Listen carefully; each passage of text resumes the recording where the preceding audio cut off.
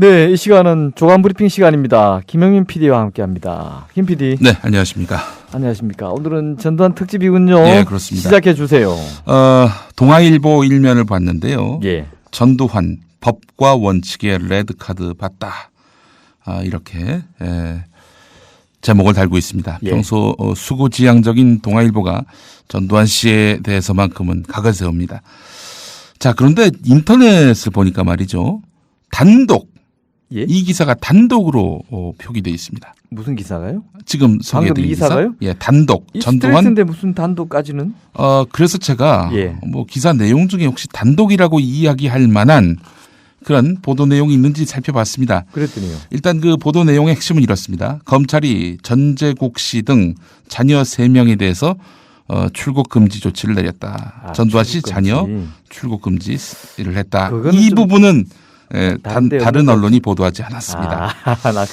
아마 이거를 말하는 것 같습니다. 예. 뭐 사저와 가족 회사 18곳을 압류해서 또 압수수색해서 이렇게. 글쎄요. 그거야 뭐 다 나온 것이요. 또 1억 대의 미술품을 포함해서 140여 점을 찾아냈다는 건 뭐 다른 언론도 예. 다 보도한 내용이기 때문에 아마 자녀 3명에 대한 출국 금지 조치 이게 아마 동아일보가 말하는 모양입니다. 단독 보도의 예. 내용인가 봅니다. 자, 그런데 이 기사를 읽어보면 참 기가 막힌 내용들이 많습니다. 왜요? 이 스트레이트 기사라고 말씀하셨는데 스트레이트가 아닙니다. 자, 그래요? 제가 한번 읽어보겠습니다. 보십시다. 이날 압수수색은 좌파들에 의해 유신의 딸로 매도됐던 박근혜 대통령이 과거 그 어떤 진보 성향 정부도 하지 않았던 일을 했다는 점에서 주목된다. 민주주의 정통성을 지닌 보수 정부를 자임하는 박근혜 정부가 권위주의적 우파 정권이었던 5공화국의 잔재에 대해 철퇴를 내리며 보수주의의 차별성을 분명히 한 것이다. 이건 해설이네. 아니 이게 무슨 기사가 이렇습니까? 스트레이트인데 이건 해설이네. 네. 자, 그리고 뒷부분에 가서 박원호 서울대 교수의 말을 인용하는 척하면서 예. 자기들이 하고 싶은 얘기를 하고 있는 겁니다. 박근혜 대통령은 정통 보수의 연속성과 정통성을 가지고 있기 때문에 과거 정권이 못했던 보수에 의한 보수 개혁이 가능하다라면서 보수의 잘못을 청산함으로써 대구 경북 지역을 중심으로 한 기존 보수를 재정비하고 친정 체제를 강화할 수 있을 것이다. 이야, 이렇게 말했다. 이 박근혜 띄우기, 박근혜 빨아주기 정도가 심하네요. 네, 그렇습니다. 여기서 한 2가지 의도가 읽혀집니다. 예. 우선 첫 번째, 이 동아일보의 현재 상황입니다. 이 채널A의 지난번에 중국인 희생자 예. 발언에서 지금 예, 그렇습니다. 혼나고 있죠. 그래서 박근혜 대통령이 불쾌한 그런 심경을 또 언론사 중진들을 모아놓고 또 하지 않았습니까? 예. 동아일보가 이래저래 사면 초가입니다. 그렇기 때문에 어떤 사안이든 박근혜 깔때기로 이제 밀고 갈 수밖에 없는 그거 안 하고 또 현실적인 처지가 있습니다. 예. 예. 또 하나는 뭐냐면은 자, 이 기사 중에 이 행간을 읽어보면은 그 의도가 읽혀집니다. 민주주의 정통성을 지닌 보수 정부를 자임하는 박근혜 정부 이 부분에 밑줄을 쳐야 합니다. 저도 밑줄 쳐놨어요. 예, 민주주의 정통성을 지닌 보수 정부. 지금 민주주의 정통성을 지니지 않은 거 아니냐? 부정선거를 해서 당선된 거 아니냐? 이런 의혹과 비판을 사고 있는 박근혜 정부 아닙니까? 그럼요. 예, 이 전두환 압수수색 건으로 해서 국면 전환을 노리고 박근혜 정부의 정통성에 힘을 실어주는 이런 그 의도를 나타낸 것이다. 이렇게 저는 풀이합니다. 이거는 신문이라고 볼 수가 없네요. 예, 예. 개인 칼럼 정도에서 그냥 했단 몰라도 이건 말씀드린 대로 스트레이트 뉴스. 그래서 이게 이거는 완전 참 아니 이 기사의 기본이 안 지켜진 기사라고 지적할 수 있겠습니다. 이 기자가 이제 이 바이라인을 보니까 황인찬, 유성열, 최예나 기자 이렇게 이름이 나와 있는데 예. 이 양반들이 이런 내용을 썼을까요? 혹은 그 데스크가 가피를 했을까요? 이거 원고지 한 넉 장 정도 분량에 한 5장 되겠네요. 5장 정도 분량에 기자 3명 이름을 써놓고 글쎄 냄새가 좀 납니다. 예. 하여간 동아일보의 단독 보도가 이렇습니다. 역시 단독 보도는 단독 보도네요. 다른 데 없으니까. 예, 그렇습니다. 이게 이런 어처구니 없는 그런 기사는 단독 보도입니다. 아니, 예. 그냥 누가 나중에 뭐 부장이나 누가 하나 뭐 논설위원이 칼럼을 하나 쓰면서 글쎄요. 이런 내용을 썼다 그러면은 예. 뭐 매체의 성격이 그러니까 이해해 주지만은 예. 스트레이트 기사에 무슨 이런 내용을 갖다 놔가지고 정말 그 기사의 기본이 안 지켜진 기사라고 예. 지적할 만합니다. 자, 뭐 한겨레도 이런 기사가 있습니다만은 최동욱 총장과 전두환 씨의 그 사이, 그 관계, 예. 이 지적도 상당히 흥미롭습니다. 글쎄요. 자, 이 전두환 씨가 사형 판결을 받지 않았습니까? 그럼요. 검사로서 피고인 전두환에 대한 사형 구형 초안을 작성한 사람이 바로 최동욱 검찰총장이라는 것입니다. 당시 예. 1996년에 검사로 있을 때 말이죠. 자, 뭐 당시 그 법정에서 최동욱 검사와 전두환 씨의 대화 내용을 한번 좀 인용해 보겠습니다. 피고인은 5월 18일 오후 1시경 육군회관에서 이희성, 주영복, 노태우, 황영시, 정호용 피고인과 유병현 합참의장, 해군 공군참모총장이 참석한 가운데 광주에서 발생한 시위 대책을 논의한 사실이 있지요? 전두환 씨는 없습니다. 이렇게 말을 했습니다. 말은 이렇게 했지만 결국 최동욱 검사는 이것을 인정하지 않았습니다. 예. 그래서 사형을 구형하게 됐는데요. 예. 그래서 결국에는 최동욱과 전두환의 악연이 이렇게 시작됐다라고 보고 있습니다. 자, 뭐 2004년에 검찰은 그 전두환 씨의 차남 재용 씨의 조세 포탈 혐의를 수사하면서 추징금을 환수할 기회를 잡았어요.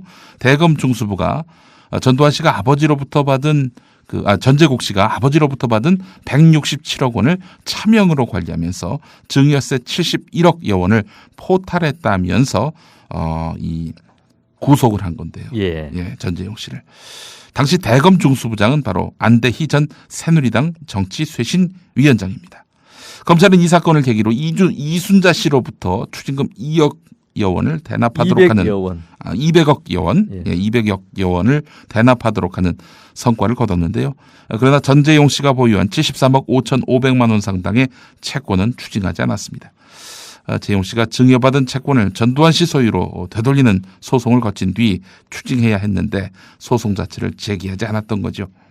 자, 그동안의 검찰의 역사가 아주 공명정대한 수사였다. 이렇게 말하기 어려운 부분입니다. 오히려 직무유기를 냈죠. 그렇습니다. 예. 자, 이번에 최동욱 총장은 지난 4월 총장에서 취임을 했죠. 이후에 73억을 집행하지 않은 이 사안을 질타를 했습니다. 앞서 말씀드린 대로 전재용 씨 조세 포탈에서부터 시작된 이런 여러 가지 사건들에 대해서 검찰이 자기 역할을 하지 못한 점에 대해서 강도 높게 질타를 했던 것이죠. 예. 그러면서 그러면서 집행 방안을 강구하라 이렇게 지시를 했고 바로 어제 압수수색으로 이어졌다는 겁니다. 하여간 이 최동욱 총장, 하여튼 전두환 씨가 손봐야 할 사람 가운데 한 명으로 이번에 또 꼽히게 됐습니다. 때로는 예. 사람 사이에 이런 사적 인연이 예. 그게 악연이든 좋은 인연이든 예, 공적 일에 직간접적으로 영향을 끼치는 경우가 있는데요. 예, 이 최동욱 검찰총장과 전두환은 여러 군데에서 이런 좋은 인연보다는 악연으로 겹쳤는데 예.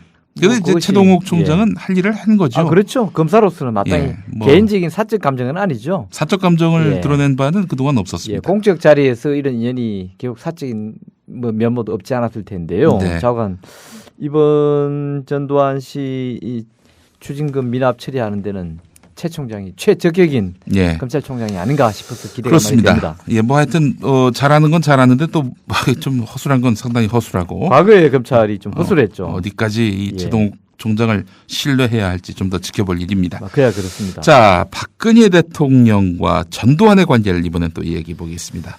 국민일보 이면에 관련 기사가 있는데 예. 조선일보에도 관련 기사가 있습니다만은 이 전두환 비자금 환수에 강경한 입장을 취해온 박근혜 대통령이었다. 이게 바로 국민일보 기사의 시작 부분입니다. 스트레스가 새삼 주목받고 그렇습니다. 있다. 지난달 11일 청와대 국무회의에서 전직 대통령 추징금은 과거 10년 이상 쌓여온 일인데 역대 정부가 해결 못하고 이제야 새 정부가 의지를 갖고 해결하려 하고 있다. 이 멘트가 있었네요. 글쎄 있었죠. 이 멘트에서 이제 시작된 비롯된 것이죠. 동아일보 단독 기사, 방금 제가 소개를 해드렸죠. 그러니까 딴 정권에서는 못했던 일을 나는 하겠다. 전에 이런 얘기 한 적이 있습니다. 네, 그렇습니다. 그런데 문제는 아까 거기 동아일보 기사에서는 예. 그게 아니라 네. 핵심이 민주주의 정통성을 지닌 보수 정부 자처하는 박근혜 정부. 이게 예. 문제인 것이죠. 예, 그렇습니다. 자, 계속합시다. 자, 박근혜 대통령은 정치 입문부터 전두환 씨에 대해서 우호적이지 않았다는 겁니다. 퍼스트 레이디 역할을 하던 1976년에 청와대 경호실 작전차장보였던 전두환 씨와 처음 만났는데, 전두환 씨는 1976년 12.6 사건이 터진 직후에 청와대 금고에서 발견한 6억 원을 박근혜 대통령에게 전달한 그런 주인공이었습니다. 예. 이후 정권을 잡은 전두환 씨는 박정희 대통령을 폄하하는 정책을 폈습니다. 자, 어제도 말씀드렸습니다마는 박근혜 대통령에게 있어서 정치는 아버지에 대한 제사다. 이 김어준 딴지일보 총수가 이런 말을 했었는데, 다른 거에는 침묵을 유지하고 평정심을 유지하다가도 아버지를 비판하면 이걸 못 참아요. 박근혜 대통령이. 맹공을 한다는 거 예, 아닙니까? 그렇습니다. 이 박근혜 대통령은요, 전두환 씨가 집권하고 박정희 전 대통령을 폄하할 때마다 굉장히 힘들었던 모양입니다. 그 시기를 내 인생에서 가장 힘들었던 때라고 예. 회상했다고 하는데요. 권력의 무상함, 가깝고 믿었던 사람들의 배신, 아버지에 대한 비난과 폄훼를 바라보면서 그렇게 운둔했던 시기이기도 했는데, 자, 2004년에 그 한나라당 대표로 취임한 뒤에 의례적으로 연희동 자택을 방문한 그런 일은 있었지만은 그 이전도 그 이후도 다시 얼굴을 보지 않았습니다.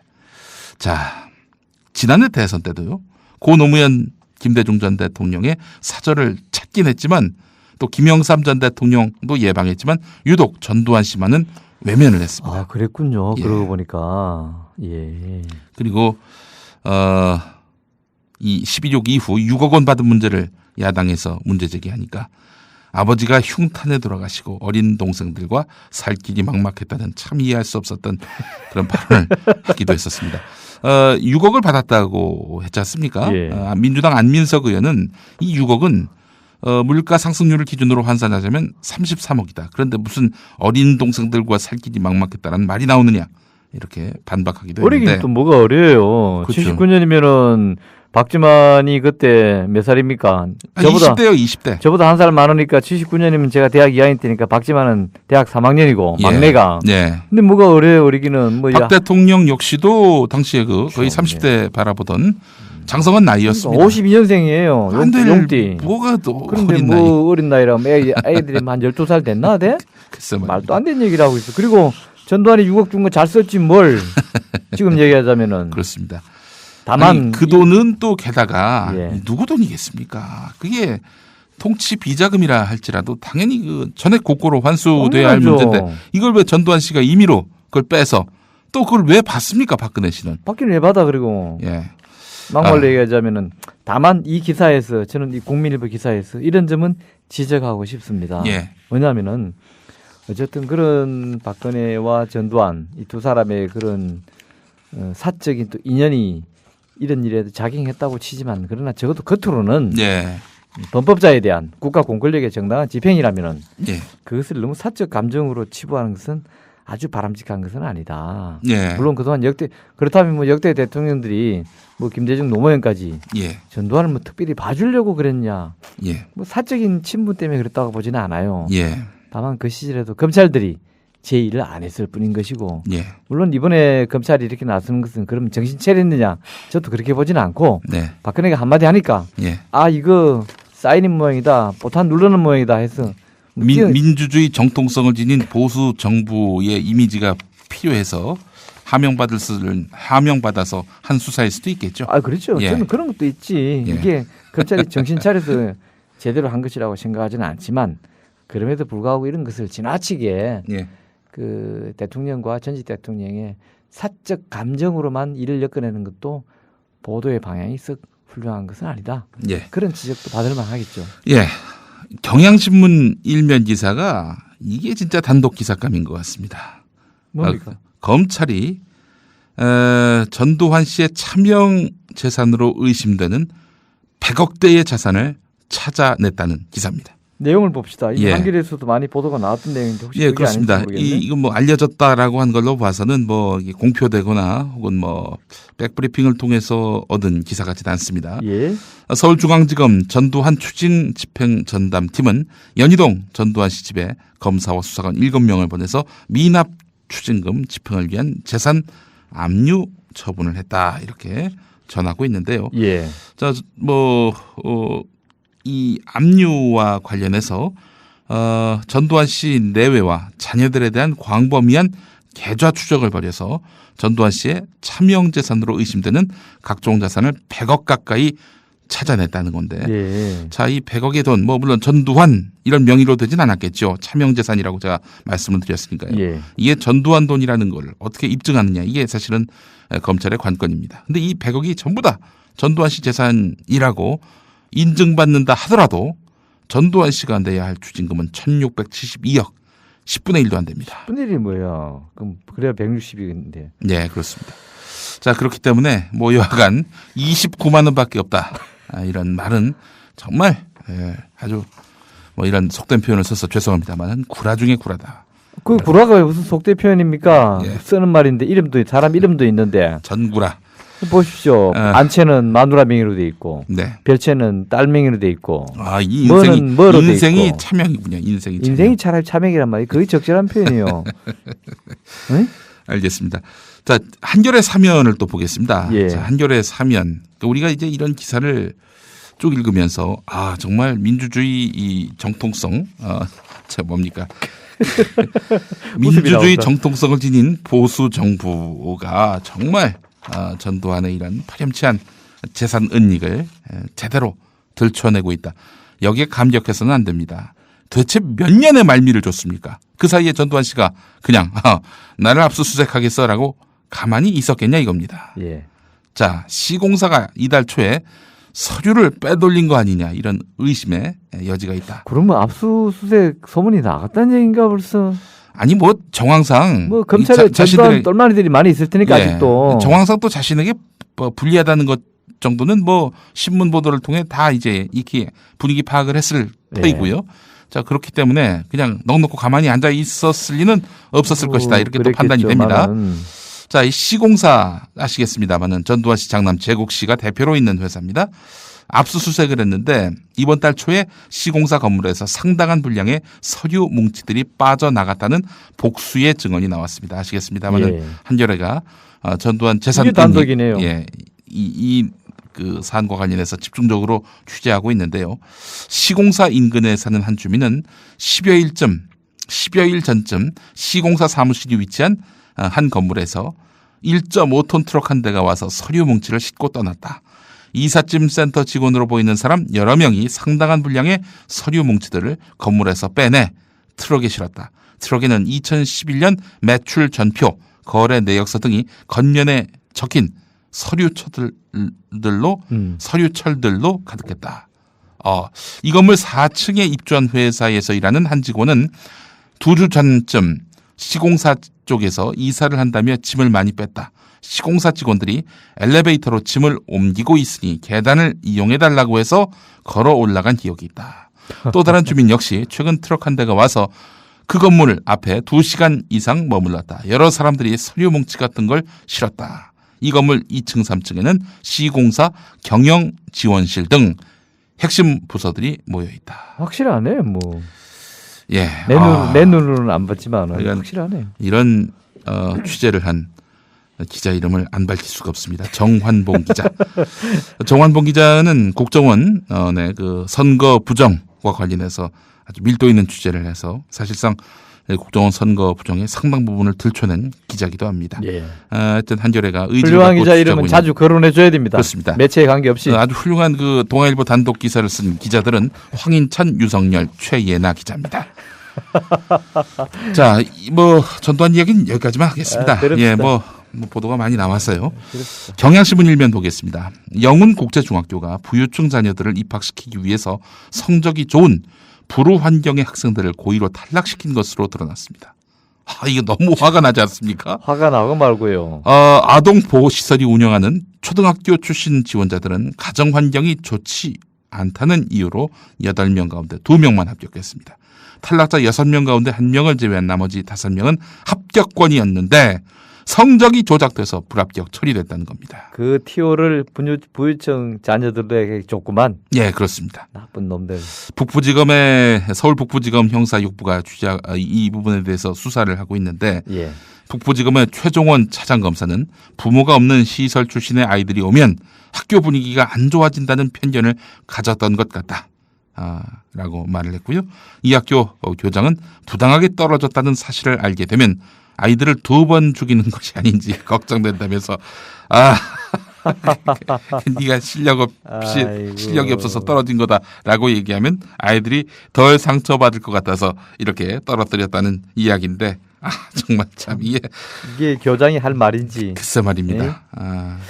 이게 국제중, 예. 뭐 영훈 국제중 이런 거 빨리빨리 없애지 뭐 하면 예. 냅둬요. 악의 덩어리구만요 우리 교육계. 자 그렇다면은 예. 부정 입학한 학생들은 누가 있을까?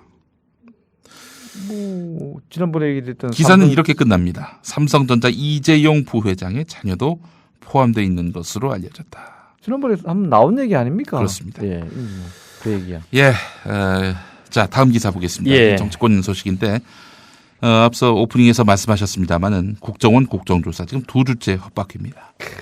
진선미 기면을 날리지 않으면 예. 우리 특위 임할 수 없다 이렇게 나오고 있는 겁니다. 그래서 어제 그 새누리당 의원들이 전원불참한 가운데 예. 신기남 위원장이 야당 단독 의사 진행에 대한 발언을 하는 등 하여튼 회의를 진행을 했습니다. 새누리당 태도는 요지부동입니다. 권성동 간사. 민주당이 어떤 행동을 하든 어떤 주장을 하든 우리의 방침은 전혀 변함이 없다. 두 위원을 교체해서 하루빨리 특위를 정상화해 줄 것을 촉구한다. 이렇게 말을 했는데 뭐 아시겠습니다마는 진선미 기면을 배제해야 한다라는 이유는 이런 이유입니다. 국정원 여직원이 그 댓글을